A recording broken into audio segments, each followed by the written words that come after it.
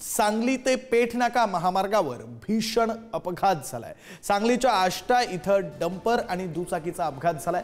अपघातात 3 जणांचा जागीच मृत्यू झालाय। मृतांमध्ये वडील आणि 2 मुलांचा समावेश आहे। प्रतिनिधी स्वप्नील पाटील आपल्यासोबत फोन लाईनवरून जोडले गेलेले आहेत। त्यांच्याकडून या संदर्भातला अधिकचा तपशील घेऊया। स्वप्नील, अतिशय भीषण असा हा अपघात दिसतोय। खरं तर त्या दुचाकीची अवस्था बघून लक्षात येतंय की अपघात हा अतिशय भीषण झाला असावा। तिघांचा जागीच मृत्यू झालाय।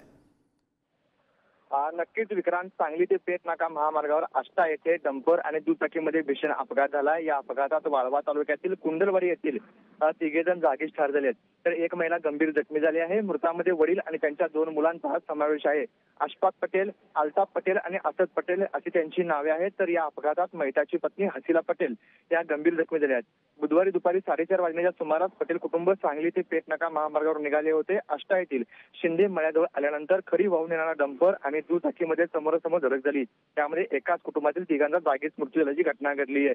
या अपघातामध्ये दुचाकीचा अक्षरशः चक्काचूर झाला आहे, तर डंपरचं बोनेट देखील तुटल्याचं पाहावयास मिळते। अत्यंत भीषण असा अपघात झालेल्या अपघातामध्ये 3 जागीच मृत्यू झाल्याची घटना घडली आहे। विक्रांत, बरं, धन्यवाद स्वप्नील दिलेल्या या सगळ्या तपशिलांसाठी। Thank you.